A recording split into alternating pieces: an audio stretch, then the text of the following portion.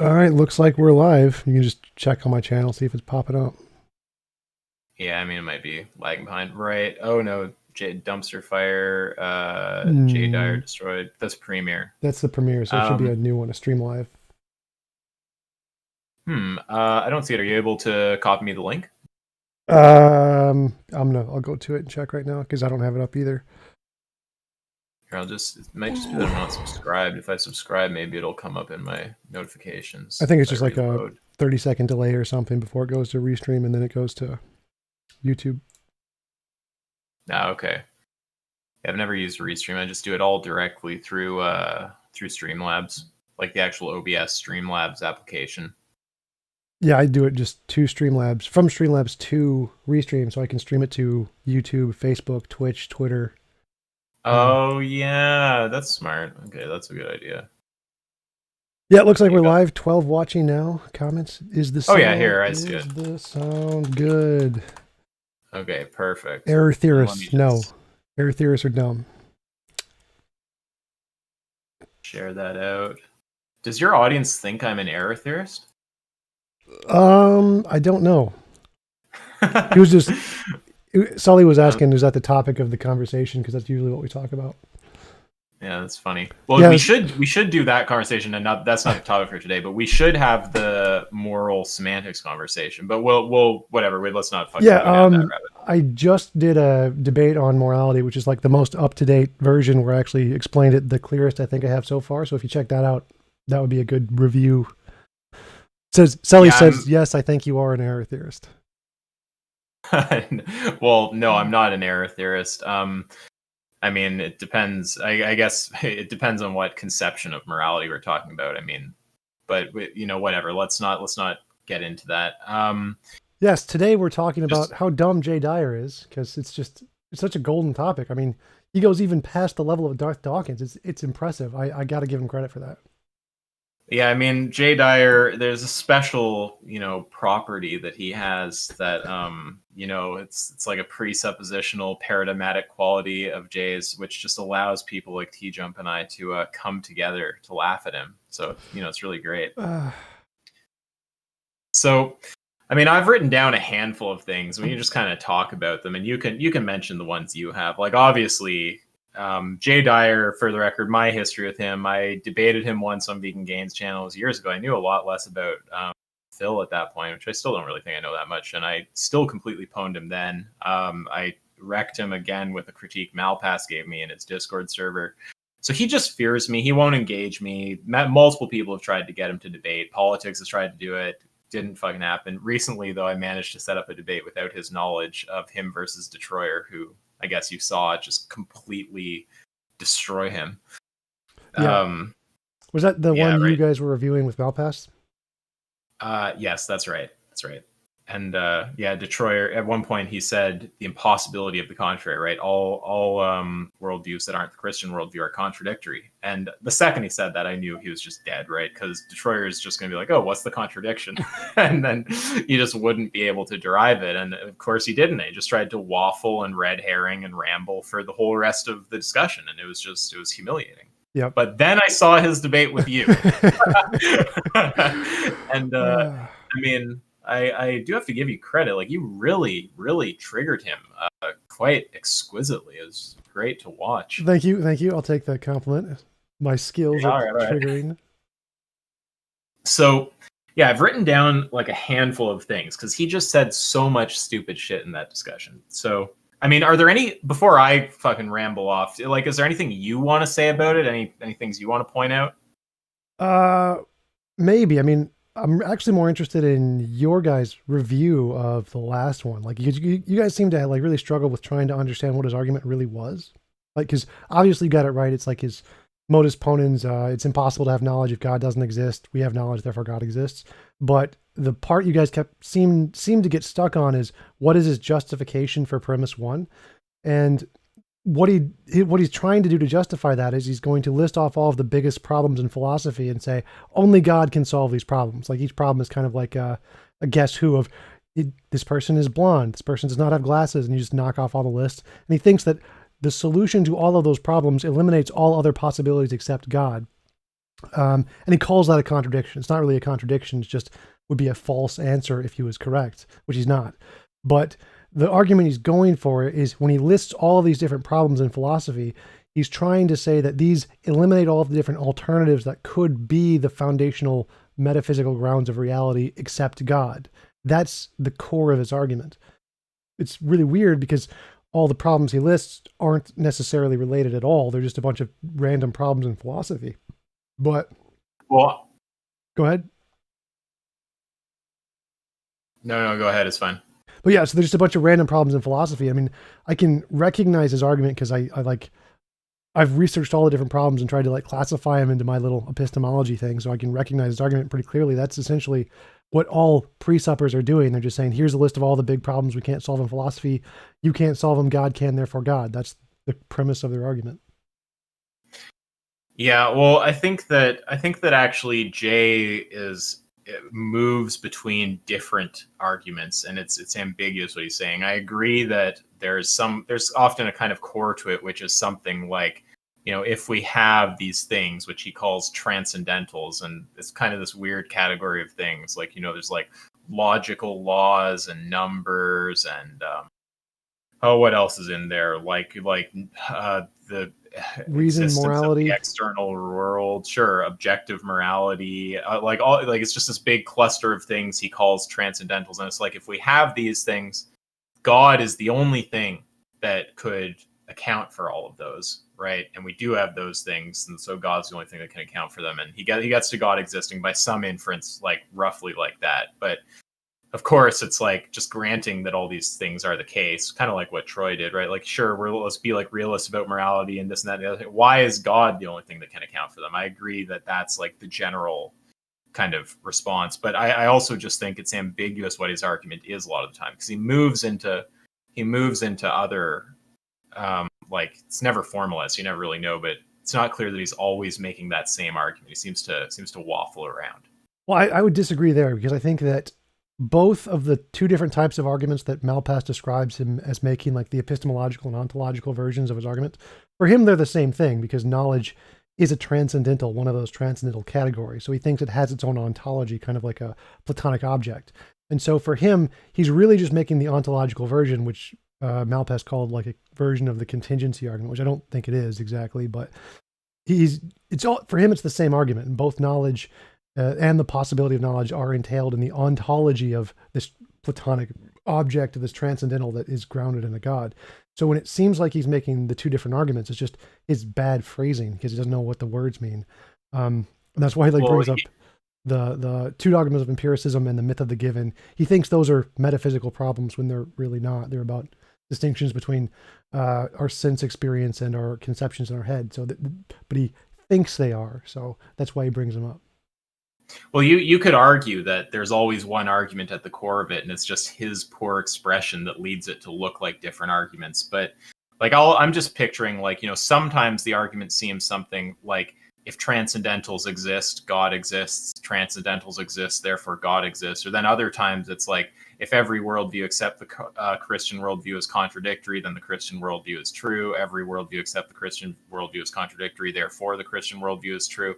Now, you might, like, if you want to try to say he's always just trying to articulate one thing, it's just his poverty of language that leads him to sound like he's making different arguments. That could be true. I'm not sure, but that's exactly we can probably agree it gets articulated as different seeming arguments, right? Oh, definitely. The problem is when pre-suppers use the word contradiction, what they mean is not the correct answer. So anything that is not the correct answer to them is a contradiction by definition. So when he says every worldview is a contradiction, all he's saying is that every worldview can't answer the transcendentals. Those two terms are synonymous for him in every case. So when he's trying to make those two arguments, it's just the same argument and his bad usage of words.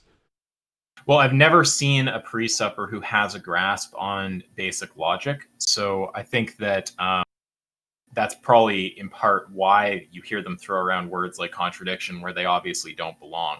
I don't know if you saw my last conversation with Darth Dawkins. It's not really, it's a bit off topic, but it's kind of similar where, like, there's ambiguous language usage, and when you try to get clarity, it results in him getting mad. So what he said was that, so I go into this room, right? Darth is in there, and he kind of picks me out and starts like calling me out to debate him, right? It's the thing he does, whatever.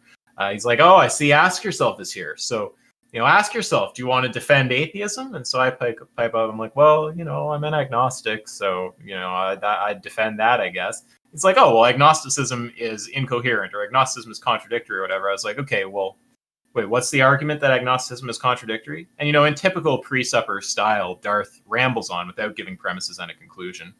But at some point in what is meant to be his argument for the proposition that agnosticism is contradictory, what was it that he said there?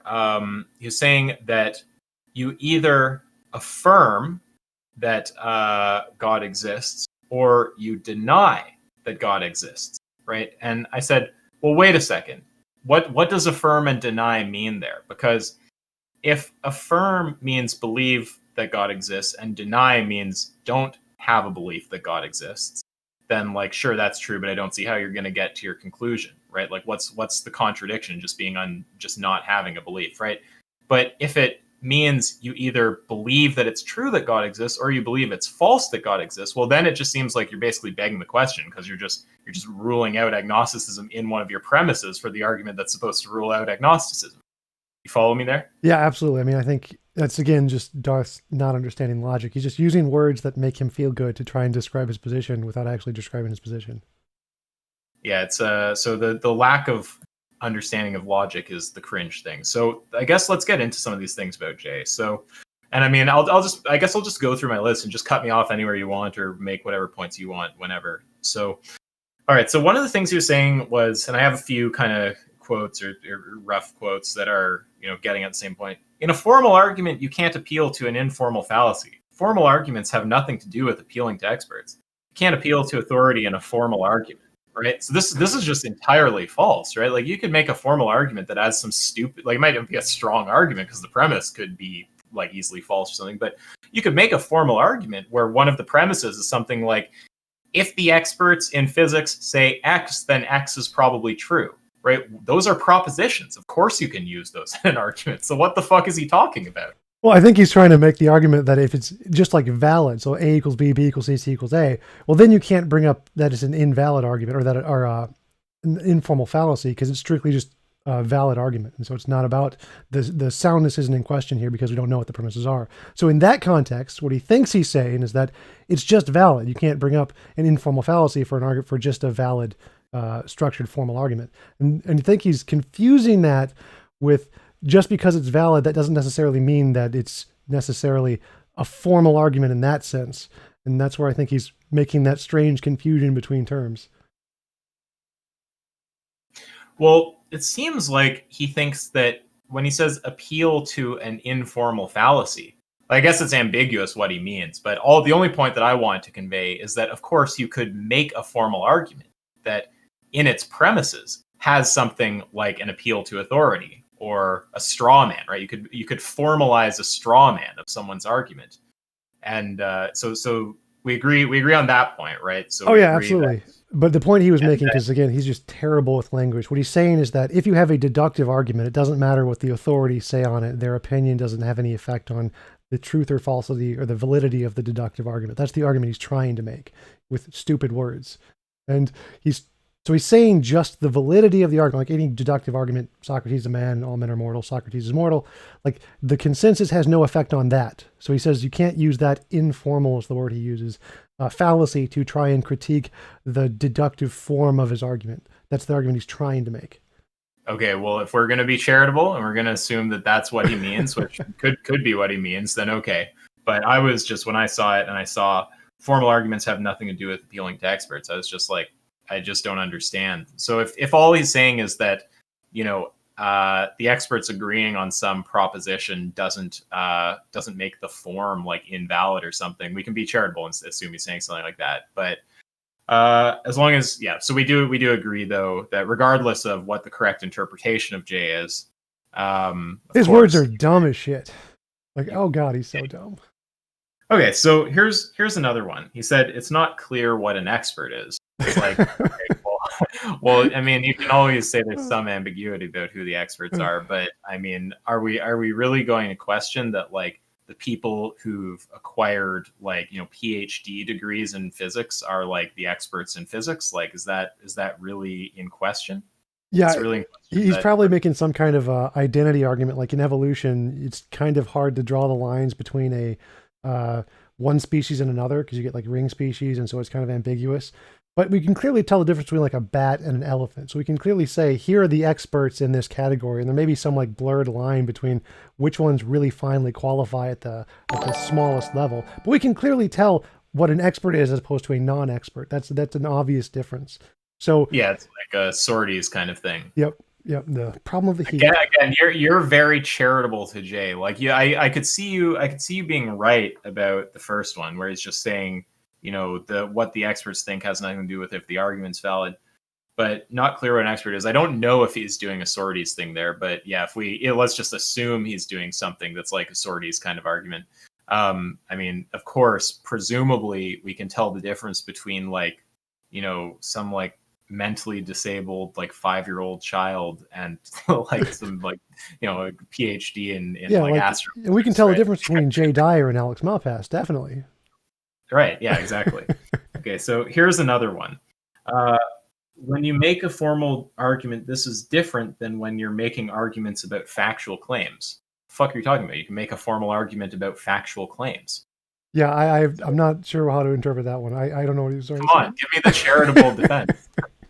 saying. So, I mean, that I don't understand. It's like when you make a formal argument, this is different than when you're making an argument about factual claims. It's like, does Jay think you can't make a formal argument about factual claims? Are formal arguments supposed to be about non-factual claims? Like is a formal argument not a fact? I don't get it. But I mean, I think I almost this is uncharitable, I guess, but it might even be so bad as like he's confused about the distinction between like an a priori argument and like a formal argument, and he thinks that there's something about like maybe he's talking about like analyticity, and he's thinking about things that are true like just in virtue of their meaning and not like, you know, observations we make out there in the world. Like maybe it's something like that. I think that's right. I think what he's trying to make a distinction between is a priori truths that you can know just by thinking about it versus what he would call like contingent truths, like this, the earth is round or something like that you need sense experience to verify. So I think that is probably the correct interpretation of what he was going for.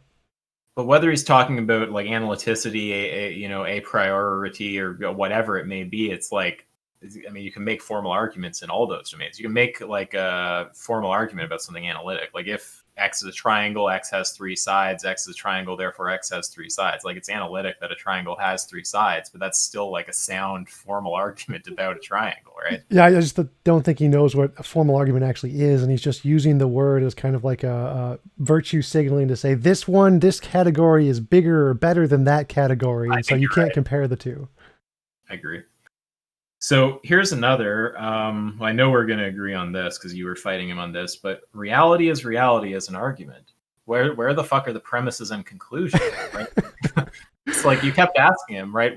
Where's the therefore, Jay? Like, where's the therefore? Like he doesn't understand. An argument has to have premises and a conclusion. And the conclusion is marked with a therefore or a so or something like that. Right. The 3 little dot symbol that he used in his little board thing. Right. Exactly.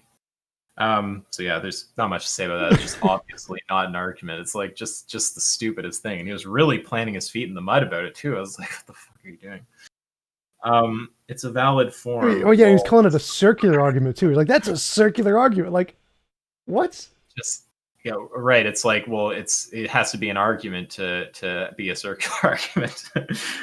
Like I could see thinking there's some connection of like, it's a tautology, and this circular argument maybe seems somehow like a tautology. Like technically all arguments can be expressed as tautologies if you conjoin the premises and imply the conclusion. Like you can make modus ponens into a tautology by going like P implies Q and P implies Q, and that statement comes out true in all possible worlds. But like he doesn't mean anything interesting like that, so he's just an idiot.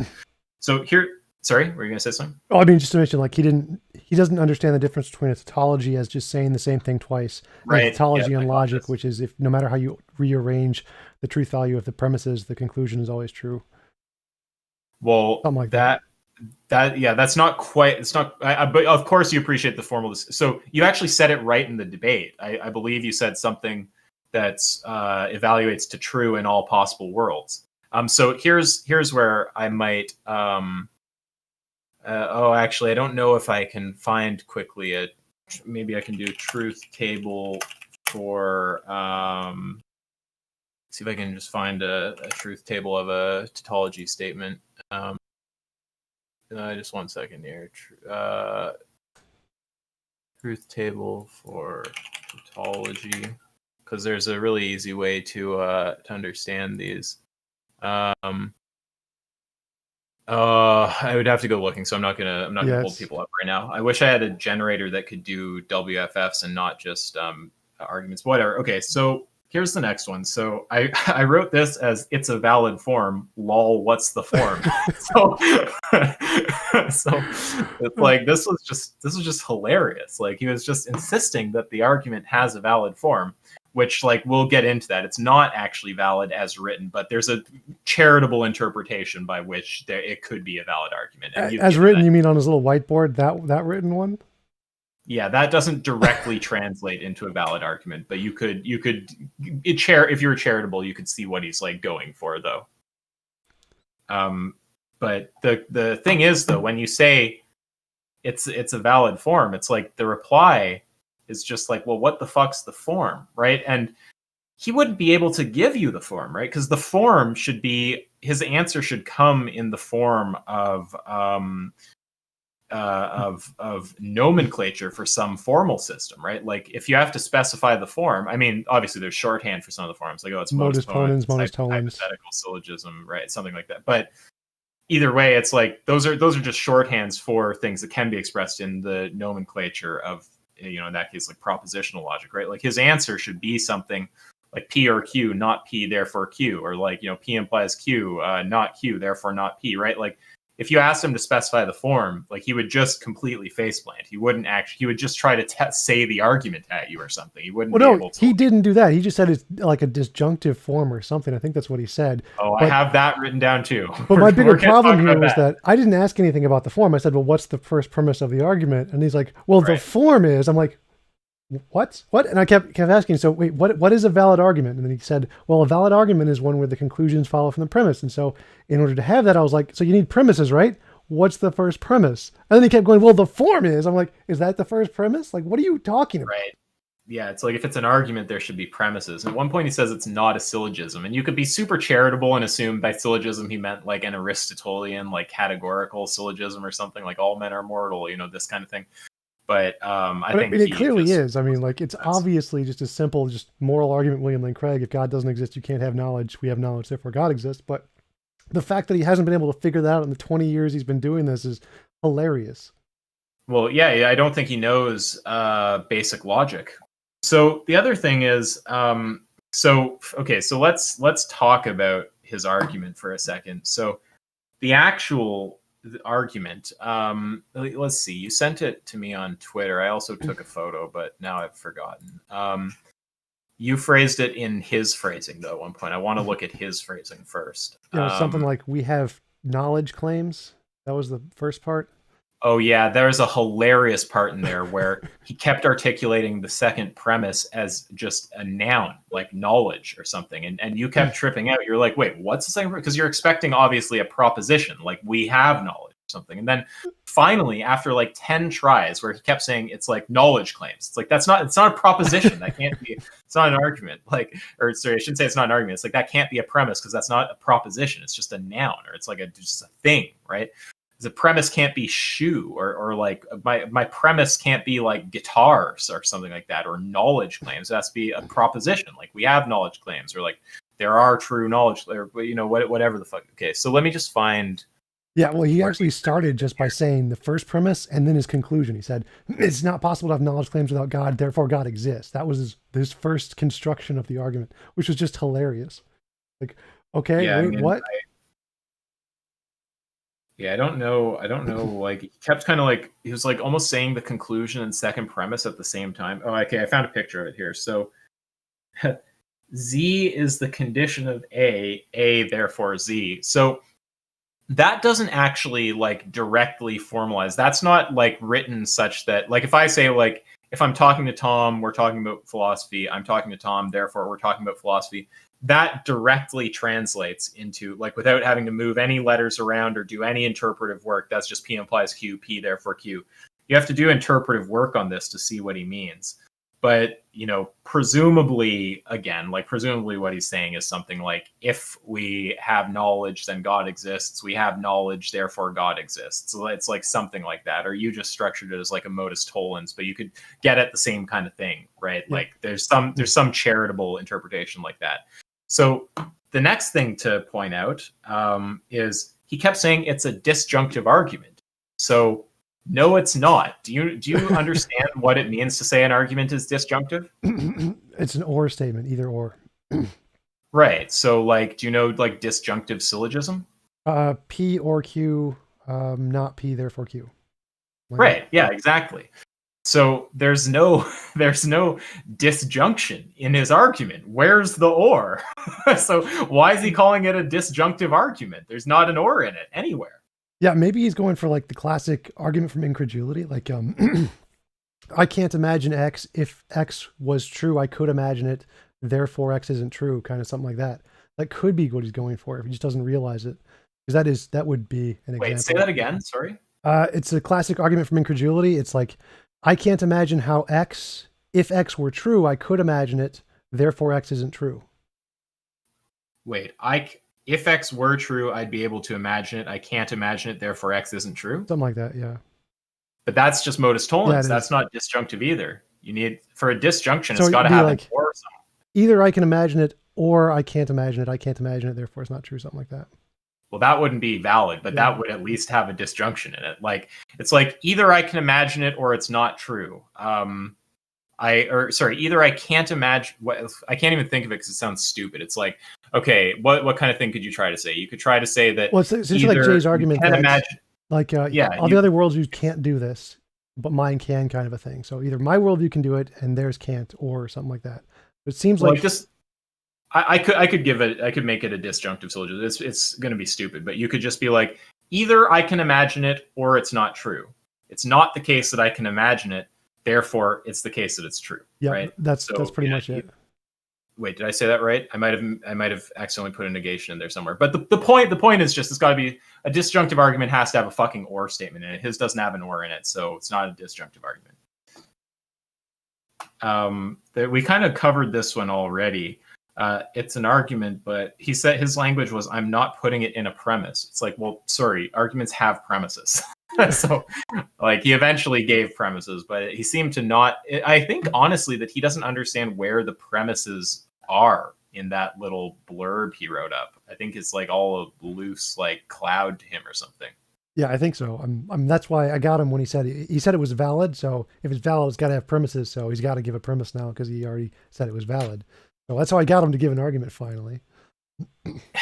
Yeah, right. Well, yeah, eventually, and he kind of played it like he always knew there has to be premises. But earlier he said, like, you could be so charitable when he made the statements, I'm not putting it in a premise and it's not a syllogism. You could be like, he's just at this moment not stating the premise and it's just not an Aristotelian categorical syllogism. But, you know, a pretty reasonable read is just that he doesn't know what, like, you know, what fucking syllogisms and premises and formal arguments really are in any clear way. So yeah, I think that's probably more accurate.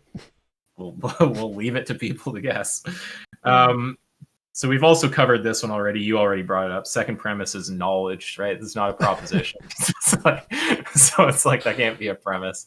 Like, for anyone who's watching who doesn't follow this kind of stuff, it's like, I mean, one, I think it's fair to be charitable and say he meant we have knowledge and he just didn't articulate especially it. once he clarified it. Yeah, that's fine. But it was still I've done funny. that too. I mean, I've done that in our conversations where you ask, like, what is morality? And I just list the involuntary imposition of will or whatever, because I did specifically mean morality is the involuntary imposition of will. I just didn't say the first part. So that's a fair thing to say, just to say the noun instead of the what is, like in Jeopardy.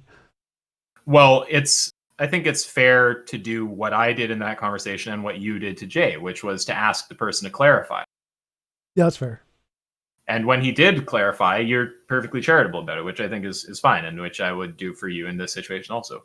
So I think that's all fine. But like, yeah, so it was funny though, because it's just one of those things where like someone who knows logic, right? They would never repeatedly state a premise as just by just stating a thing, right? Instead of a proposition. Like they would be sensitive to the fact that like obviously what's like I'm watching this and it's completely obvious to me what's tripping out.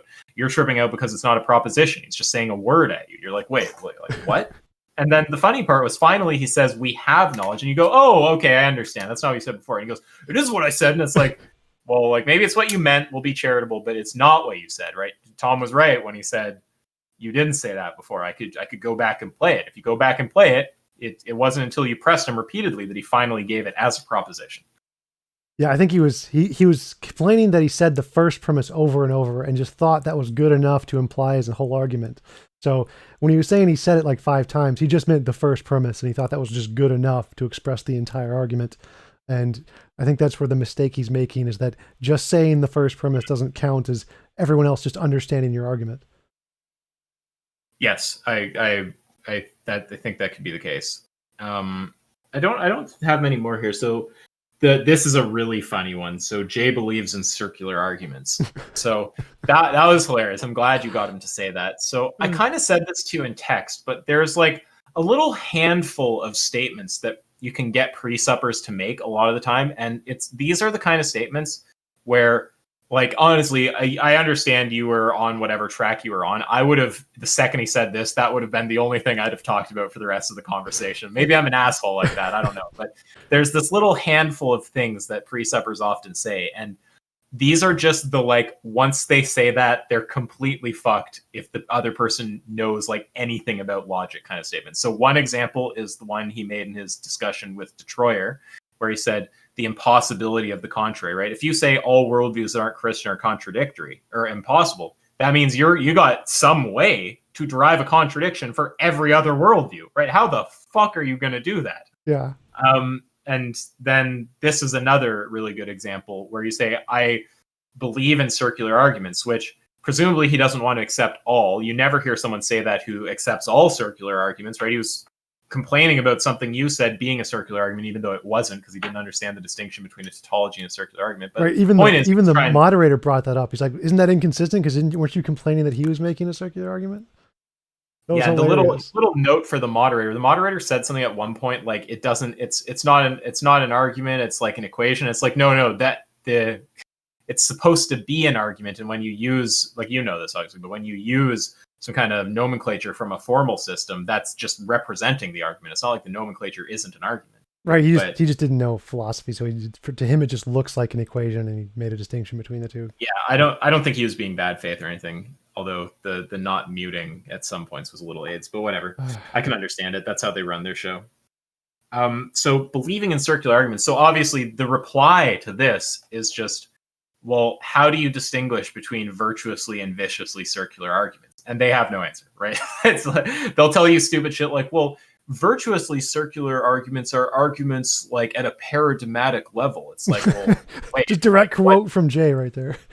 Right, or Darth will say a similar thing. Virtuously circular arguments are arguments about an ultimate. It's like, but once you press for clarity though, and you go, okay, well, what exactly is the definition of, like, paradigmatic level, right? Like what makes for that? And then once you have a definition, you can just try to, like, find a counterexample where, okay, well, like, I can make an argument like that's circular and it's just not about God, like, very easily, and they just won't accept it, right? And it's like, well, this fits your criteria for virtuous circularity, right? Like, often they won't even be able to give you a clear criteria, but if they do, like, there's a reason fucking philosophers don't like circular arguments, right? There's not a way to do this satisfactorily, to give some criteria for virtuous circularity where everyone's like, yeah, seems legit. So it's like, if they even succeed at giving you a criteria, you're going to be able to find, like, counter examples to it that look hilarious, like, trivially easily.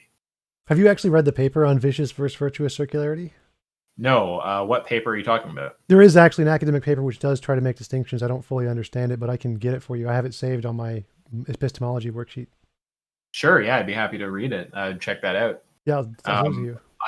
I highly doubt they make the distinction successfully, but I will keep my mind wide open. Another one here. is that Jay seemed confused by the Phil Papers survey. So he seemed to be like, There's no consensus. Like, what?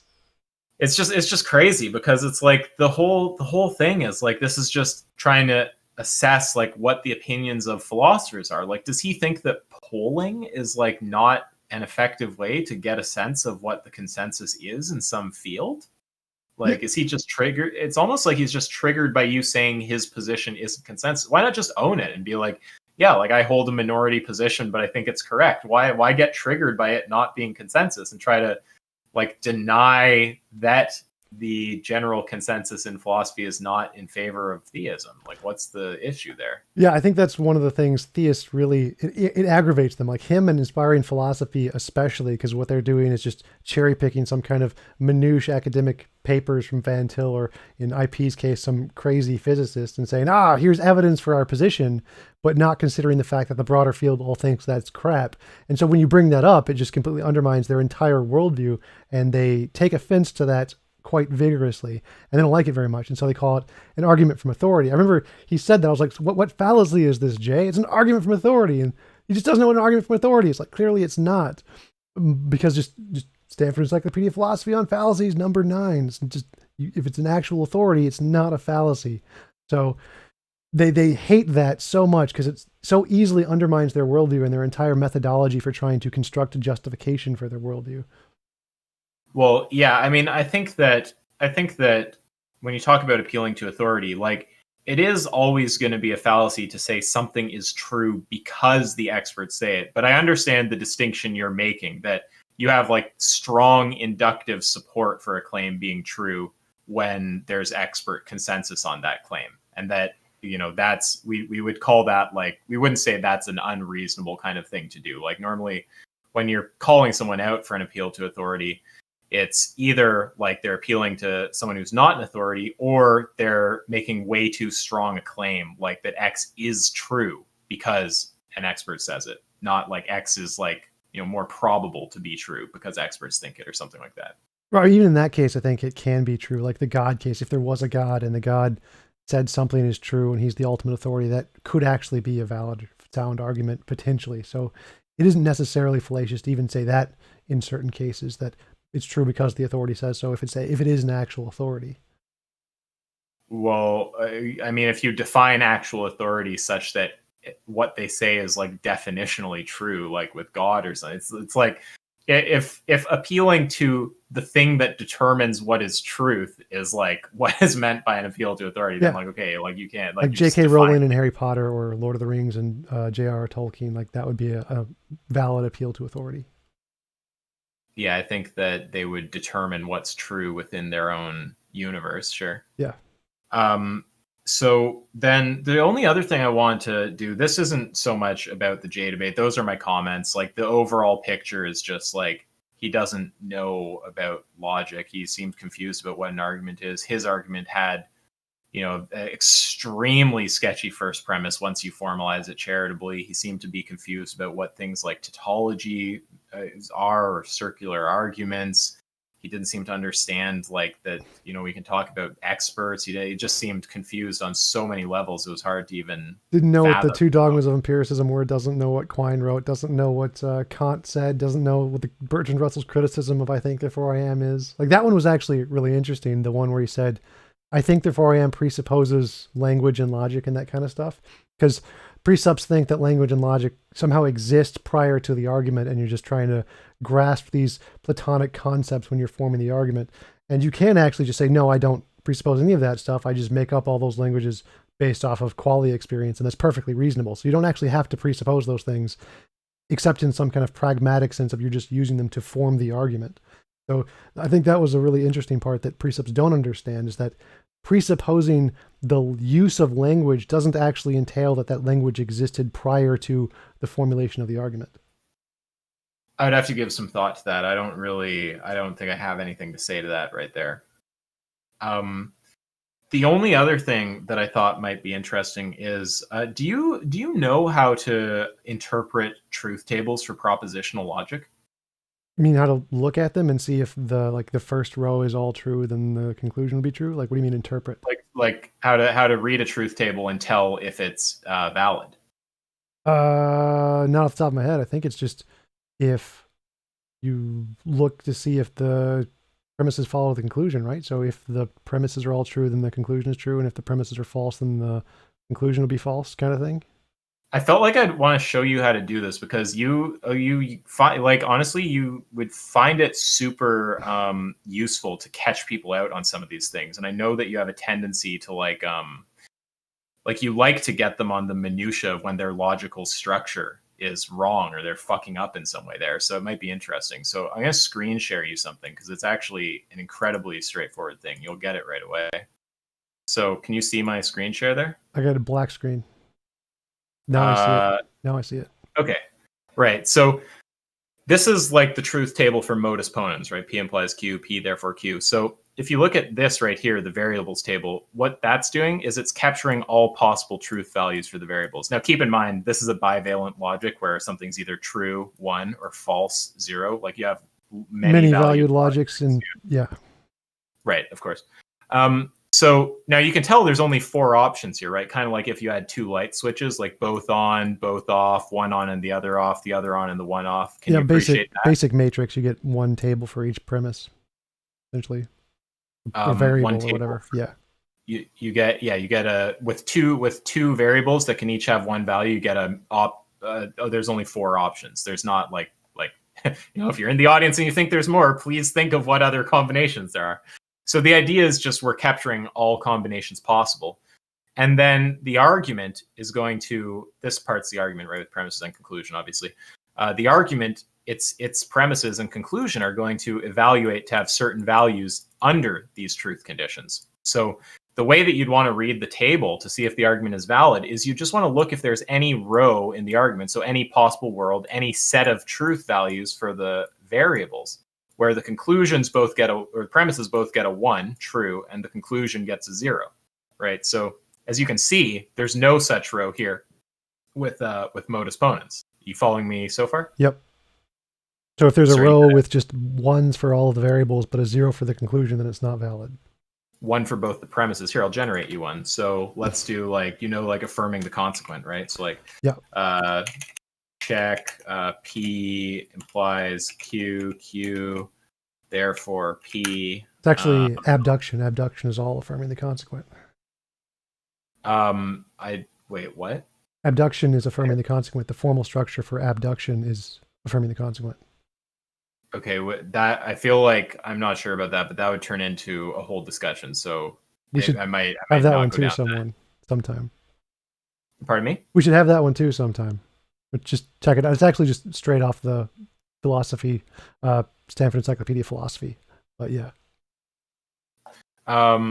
Okay, that's just something I haven't given any thought to. But like either way, we presumably don't like consequent affirmation because it's invalid, right? So like here's like P implies Q, Q therefore P. So you might notice like this big glaring red row, right, where both of the premises evaluate to true and the conclusion evaluates to false.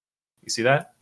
Yep. So like the grass is wet and it rains, or if it rains, the grass is wet, therefore it rained. Right. Yeah. Yeah. So the point is just that like that's an instance, or like another is like if I'm at Walmart, I'm not at home. I'm not at home, therefore I'm at Walmart. That's like a consequent affirmation. And you could just be at Target, and then the true premises would be true, and the conclusion would be false. Right, like something should immediately stand out as kind of sketchy about an argument like that. And then the only other thing I wanted to do is just tell you how to generate the tables, because it's so useful. So like you can see obviously how we derive the truth values in the argument. So first of all, the variables table, there's not an order to how you have to fill it out. There's an easy way to make sure you get all the truth values, but this is just it's like just useful procedurally. It's theoretically this table here, the variables table, could be in any order, but often people will go 1 0 1 0 and then 1 1 0 0, and then if there's a third 1 1 1 1 0 0 0 0, then if there's a fourth, 8 1s 8 0s, so on and so forth. But the idea of the variables table, you'd be able to do this all on your own, right? Because you can think of how many combinations there are for P and Q, and you could write out all the combinations. So you'd understand that much already, right? Yep. Yeah, so then when it comes to the argument, right? Obviously, we've just separated the premises and the conclusion. When it comes to filling out Q, well, what are the truth values for Q in each world? Well, it's just going to be the same as in the variables column because it's just Q, right? Yep. So that you can tell how we got Q and P. And then the only question is, what do you do with these kind of statements when you have like an implication? Or here, let's do another argument we talked about. Let's go check P or Q, not Q, therefore P, disjunctive syllogism, right? This is another. Were you typing that? Okay, there you go. Yeah, we couldn't see it. I'm bringing them all up for you. Yeah, so like this is, you can tell again, this is valid. There's no row here where you get ones and then a zero. But like how would you evaluate the truth value of this, right? So you can tell what we did here. P, obviously, it's just the same as P. Not Q, well, it's just going to be the opposite of Q, right? Not Q is going to have opposite truth values to Q. Does that make sense? Yep. I've done all this before. I used to study logic. I didn't find it as useful as you do. Yeah. Well, I find it super useful. I was going to just say how to get the truth value for these compound statements. Would you rather not? No, go for it. Yeah. Okay. All right. So here, let's see. I think I have some images somewhere. 1 second. Where did I put these? One sec. Oh yeah, here we go. So open that. So let's wait, that's conjunction. Let's do or, right? And there's only usually 5 operators, so we won't go through them all, but like this is the idea, right? So like here's like and alpha or not. What are the other ones? Yeah, there's exactly, yeah, right. So there's not, there's and, there's or, there's sometimes exclusive or, because this or is like and or, and then there's and, right? So it's usually implication, there's biconditional, which is the one we had an argument about that one time. And then there's which for the record is not circular. It's P implies Q and Q implies P. That's not a circle. It's just a biconditional. But yeah, the or one right here, this is and or. So I mean, you can probably intuitively guess like when this would be true, right? It's like A and or B. Like when would you think it's going to be true? Well, it's obviously true when they're both true. It's obviously true when at least one of them is true. It's only going to be false if A and B are both false. So what I kind of want to show you is just how do I minimize this window? I have no idea. Yeah, like that. No, okay. I just want to show you how to look at this and then figure out the truth values for that. So this statement right here, P or Q, just like here, alpha or beta, you can tell from the values of alpha and beta when the disjunction, which Jay doesn't know the meaning of, ends up being true, right? Yep. So we can tell, it's true when A and B are both true when one or the other is true. It's only false when both are false. So if you look at something like this, P or Q, well, it's pretty easy to determine, right? So in the first row, it's going to be true because P and Q are both true. In second row, it's going to be true because at least one of them is true, P or Q, right? One of them's true. Third row, one of them's true also. In the fourth row, one of them's false. And then you already know how to get the value for not Q, how to get the value for P. Then you can just generate it and see if it's valid. So yeah, I just thought that would also be a useful thing. Like obviously, like more could be said about that, but it's like useful to have because so often people just give you these completely garbage arguments where there's just no structure to it. And like forcing a structure then allows you to really carefully zero in on the premises and then force like further structure for arguments leading up to those premises. And it makes it like very satisfyingly linear. Yeah, I definitely agree. There is value in assessing it for someone who really understands the logic, but in a debate format where most of the people watching don't understand it and aren't going to follow that long into an argument, and the person you're talking with probably doesn't either, it's not as compelling as a counter argument as some of the more rhetorical tactics. And so I usually prefer those, and I didn't spend as much time going into logical analysis. I just got bored with it. It wasn't as useful in a debate format to me. So it's definitely useful if you're talking with a professional in the field who definitely acknowledges the value of it. But other than that, I haven't found it as useful in a live debate format. Yeah, well, this is the thing. So here's one of my thoughts. So like, I think there's truth to that, right? Like rhetoric plays better than actually just like cracking out the logic and just like kind of like forcing the debate into that terrain. But what I hope for is actually a shift in the meta. So like right now, I think the debate meta is like hilarious. It's like, people just like in a lot of empirical debates on YouTube, people just appeal to authorities, cite studies at each other, don't know how to compare studies or like, if they have separate metas, how to create a meta using like, one of those apps like RevMan or something. In philosophy Wait, debates. what was that? What was the app? What does the app do? I believe it's called RevMan. So like, here's a thing. So like, sometimes in empirical debates, there's the evidence hierarchy. It's like, you have like at the bottom, you have like anecdotes or garbage, then like case studies, kind of like, better anecdote. And then you have like cohort studies. And then you have like, meta-analyses, systematic reviews. And then up at the top, you have like, stuff like meta-analyses or like, you can understand there's a hierarchy of evidence there, right? Yeah. Yeah, obviously you know this, but what does the program do with the? Does it just make this? And like, I was about to say what it does and when it's useful. So like I was just going to describe when it's useful first, which is just like so often you get in a situation where they have their meta and you have your meta. Yeah, I was actually specifically thinking about like my recent debate with what's his name, on Black Lives Matter, and we're both citing different studies about like is the African American shot at a disproportionate rate to the crime rate or whatever, and which of the studies are more relevant. That was the example I was thinking of, and how would I be able to use this in that context? Okay, so I guess the first question is, were both of you citing studies at the same level on the hierarchy? Because you might not even have to if yours are from a higher place in the hierarchy. I have no idea. That was the question. Like, how would we assess this? Well, so this is basically, so first of all, Avi is the one who's really good with this stuff.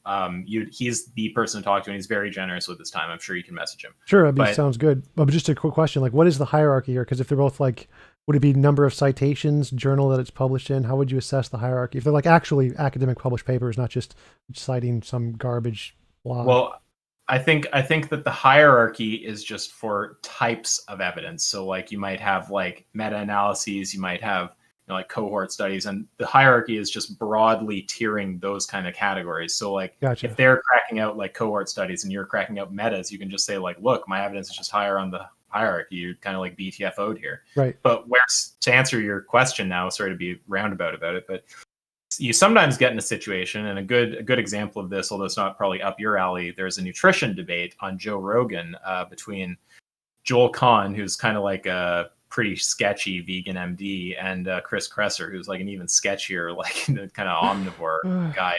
It's not a doctor, but they were both cracking out meta-analyses, and Kahn didn't know how to deal with Kresser's. And sometimes you have a move accessible to you, like there's actually a problem with the guy's study and you can get it off the table. But when you just both have a meta and they point in different directions, it's like, what do you do?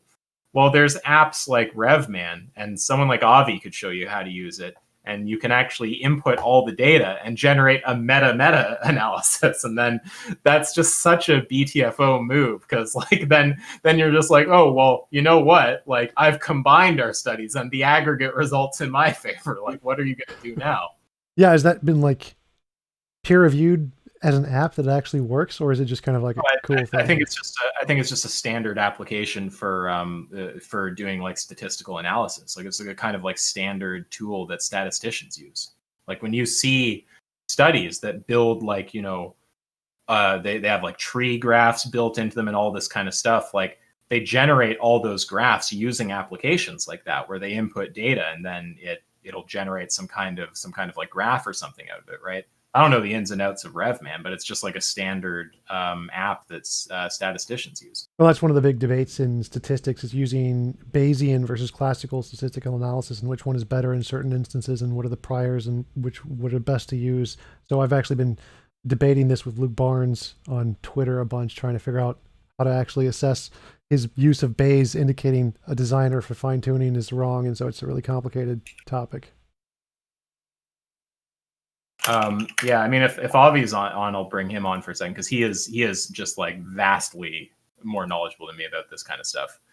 But what was I going to say? Yeah, it's just this all came out of just talking about the debate meta, right? Which is just cringy right now. Like in empirical debates, people just cite studies at each other, appeal to authority, and if they have something at the same level on the evidence hierarchy, they're just fucked. Or like in philosophical debates, barely anyone actually uses logic. people who do often totally BTFO the other side, but the audience doesn't track it, right? And like the whole thing is, like UFC? Yeah, the fighting. Yeah, like MMA. I mean, so I don't know much about the UFC, but the impression I'm under is like initially when the UFC sort of started, people would come in with these like radically different styles. Like you'd have some guy coming in who's like just like Muay a Thai like versus Kung Fu versus the Chinese right. martial arts, akimbo. Yeah, But as the meta in UFC developed, it became obvious that you had to have minimally some ability to fight on the ground. Because if you got taken down by one of the jiu-jitsu guys, like if you don't know any ground fighting, you're just fucked. It doesn't matter how good you are on your feet. You're not getting back up and you're just basically screwed, right? yep. So now if you look at any UFC fighter, it's like they have some level of ground training. They might not have the kind of ground training where they can contest an expert ground fighter, but like minimally enough to try to like get off the ground if they end up on the ground, right? Because it just wasn't viable in the meta to have no ground training, right? It's just too high liability. So what I kind of hope is that an analogous thing will happen with debate. So I understand what you're saying of you want to just, kind of, I guess you would just act within whatever the current meta is. If rhetoric is useful, then use rhetoric. If logic is useful, then use logic. But my take is we need to actually progress the meta. So I'm an early adopter. I'm going, we bring in the proper logic. We force people into a formalized kind of debate procedure. If audiences don't like it, they can eat a dick. We're going to push this through, and eventually people just understand that you get BTFO'd if you don't know this stuff, and the meta will shift. That's kind of my potentially delusional hope, but that's what I try to do. Yeah, I definitely think that would be cool. I think that there is value in understanding the logic, and I think it's definitely a useful metric, but I don't think that's going to happen. I think that popularity wins out, and what's going to be popular in arguments is what can emotionally engage the audience, not what is the most logical always. That's why like scientists are really terrible in debates because they don't know how to articulate their ideas in an emotionally compelling way as compared to like young earth creationists or Nathan Thompson, the flat earther guy. They do really well in debates because of their confidence and their way of expressing things. So even though their arguments are dumb as shit, they sound good, and that gets people emotionally engaged, which gets them a lot of followers. And I think that is such an ingrained part of human nature. I don't think the logic is ever going to overcome that and be the more important part of a debate format, unless it's going to be like academic kind of formal college debate kind of a thing, which could potentially adopt that as a rule system. But in public debates like this, I don't think it's going to work. There's already some communities though where the norms are changing, right? Like in the kind of communities that I exist in, a lot of the Phil communities, just on Discord, right? It's not even like strictly academic. It's like there's a general understanding of the usefulness of logic, and when one guy's floundering with respect to logic, it's just seen as cringe, and the audience is like, oh my god, like the fail level, right? So I don't know if it's impossible to spread that into broader kind of debate communities. Like imagine if some of the top tier debaters who are just really good started making good use of logic. You really think it would be that hard to spread that kind of norm in some of the debate spheres online? Yeah, I do. I think that it's kind of the same idea as religion versus logic or humanism. It's a lot more difficult to spread ideas, even if they're significantly better ideas, if they don't have that intuitive emotional grasp to them. That's why people watch more cat videos than they do Alex Malpass and Ozzy and all the other big atheists and the Stanford like online courses. They just offer free courses for people, but people aren't interested in that because it isn't as emotionally engaging. And I think it's the same dichotomy between religion and interesting scientific facts. It's just because it's a part of ingrained in human nature, those harder to understand methodologies, even if they're better, probably won't gain the same traction as the emotional just pulls of silly arguments and things that sound good. I guess we'll just have to see, because I've seen it spread within specific communities, and I'm not convinced that it's like a fool's errand to try to spread better debate norms in like kind of broader debate communities than just this philosophy space. But I mean, we're both kind of just, like, we have our intuitions, and we'll just have to see what happens. But either way, I think even if I knew that there's no hope of changing the meta, which I'm not convinced of, but even if I thought there was no hope, I would continue in my ways because I just fundamentally place higher value on being accurate and being clear than rhetoric. Yeah, But I see value in it. I don't think it's a wasted effort. But I think one thing you could do is do something like modern day debate does, and start like a debate circuit where this is like one of the requirements in the debate, that you have to be able to do this to some degree. And that might be able to create enough of a community to centered around that, and that could teach the other people who don't actually know it at the same time to be able to build that as an ideology. Yeah, well, we have kind of done that to some degree on Discord. And we actually have roles and stuff now that you can get if you can complete the like generated bot test. It can generate infinite, or not infinite, like trillions, I think, of different unique tests. So we try to incentivize it. But yeah, I hear that. I feel like there's one more thing I was going to say. Oh, yeah. I mean, we're getting a little off topic, but just with respect to debate norms, like, you know, there's other things like I have complaints about modding. Like there's lots of mods who don't mod based on content. Like when one person's pressing with a question, they mod based on time spent speaking. I don't like that one. I don't know how you feel about that one. Well, I mean, I don't have that problem because James doesn't mod at all, pretty much. He just sits there and just... He's not as bad as that guy on the kill stream who just literally would not mute him. Like, wow, that was so bad. Yeah, that was pretty funny. And then the only other one is... oh yeah, so I do get triggered by audiences who have aversion to the following two things, which are semantic analysis and formalization of arguments. So like people don't understand, and like you and I, we're gonna have one of these conversations sometime about the moral semantics, but oftentimes exploring how someone's defining their terms is going to be more important than exploring their argument, because it's like something can be getting smuggled in the definitions, or there can be an ambiguity or a contradiction or like some kind of like, yeah, I guess like analytic problem is just going to ultimately be a contradiction that's existing at like the definitional level, where it's like, if you were to just force the debate forward onto talking about the arguments without getting clarity on those things, you'd be in a bad situation. Or similarly, well, yeah, one really big example of that is God. Just the term God has so many of those just ingrained in it. And just, yeah, that's exactly the example of what you're going for. But at the same time, like, even if you did go down that path, people would just be, no, he's God. He can totally do that and not a problem. Who cares if there's logical contradictions? It's only apparent logical contradictions. Human logic can't comprehend the power of God. Yeah, that's a major cringe-a-thon.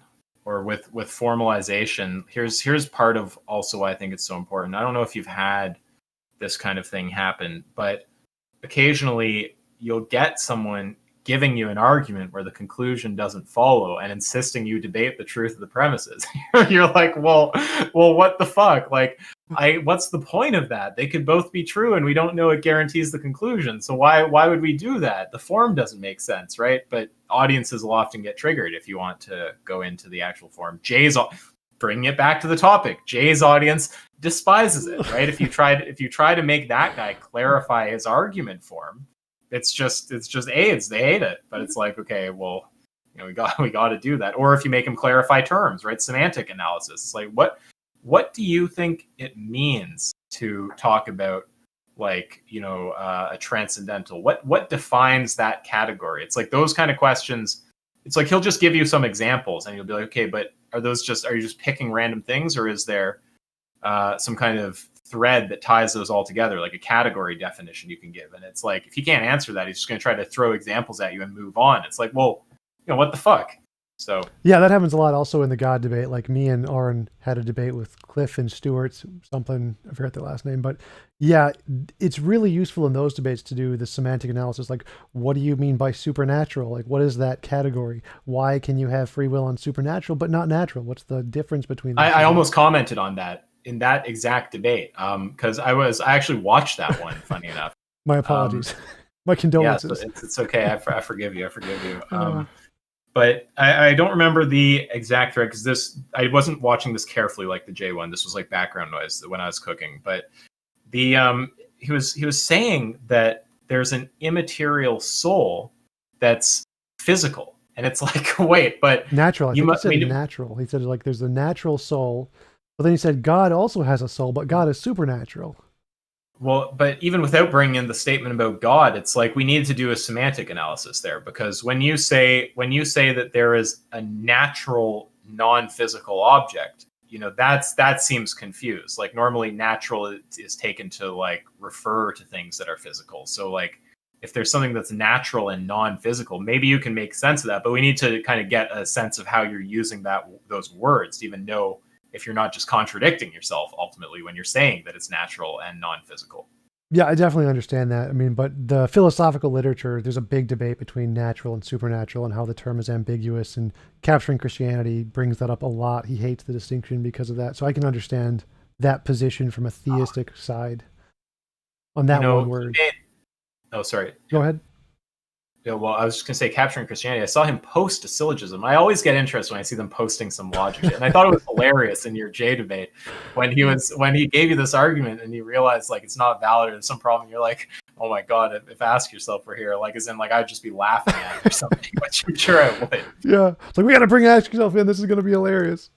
I would get triggered, I'm sure.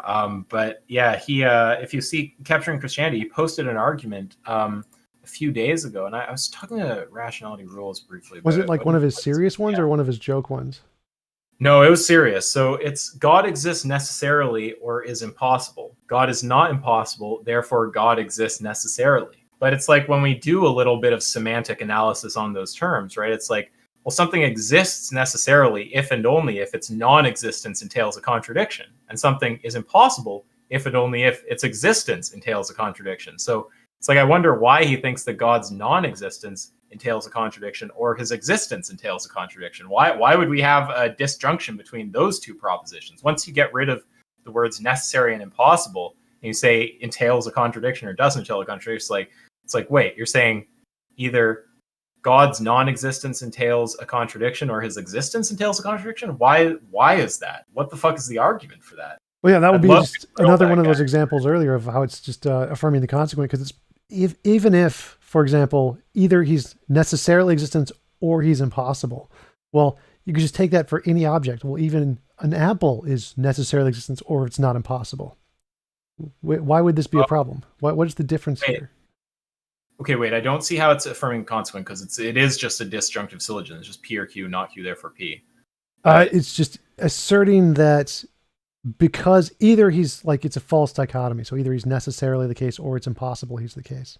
It's just possible. Yeah, that I agree with. So that would be the way I should have phrased it. So you can just pick anything. Like, so either an apple necessarily exists or it's logically impossible. It's not logically impossible. Therefore the apple necessarily exists. Yeah, but it's like, why would we accept the claim that either an apple, either its non-existence entails a contradiction or its existence entails a contradiction? Why would we think that? Like, what the fuck would the argument for that? So it's just I mean, that's just classic Thomism, where you think God is by definition a necessary being, and so either that is the case or there has to be some logical contradiction in that argument. And that's essentially the point I think he's trying to make. Well, wait, when you define him, are we trying to deduce that he's necessary or define him as necessary? Because something would be just necessary. Defining him. So he's just saying this is a conclusion of other arguments. God is a necessary being. So either God is a necessary being and exists necessarily, or there has to be some kind of a logical contradiction, and there isn't a logical contradiction. Therefore, the necessary stuff is all correct. Well, to show that something exists necessarily, you'd have to show that its non-existence entails a contradiction. Unless you're using the ontological argument. It's just... How do you mean? Well, wait, I don't think there's an exception in that case. I think any time that you're saying something exists necessarily, I just take necessary to refer to logical necessity. Well, yeah, that's the point of the ontological argument, is that you can somehow define things into existence without just proving their logical necessity. So it's like God is the greatest conceivable being. A being that exists is greater than a being that is purely imaginary. Therefore, the greatest conceivable being exists. So it's somehow the ontological argument has this magical way of trying to overcome exactly what you're saying, which no one in philosophy accepts other than theists. But that's essentially what they're trying to do, is overcome that limitation.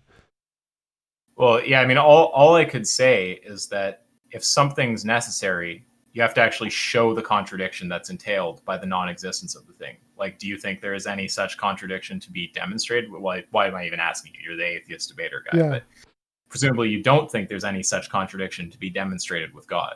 Right. So I don't understand why they think that works, but that is their argument, that they think that they can somehow define God as necessary and make him exist from the definition somehow. Until that's there's a hilarious version of the ontological argument, which I'm sure you've seen, which is the modal ontological argument. Have you seen that? Plantinga's version.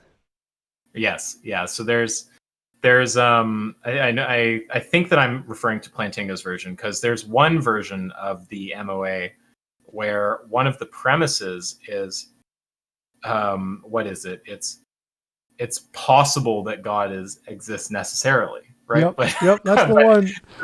In S5 modal logic, it's just an entailment of the statement that something is possibly necessary, that it's actually necessary. So it turns the whole argument into just a one premise argument where the premise isn't substantiated. I actually brought that up in my debate with Ben Arbor. I did a live debate with him in Texas, and at the end during the Q&A, I asked, is it possible for God to possibly exist and possible for him to not exist at the same time given S5 logic? And obviously you can't, because if it's possible he exists given S5 logic, it necessarily means he exists. So he has to reject that claim.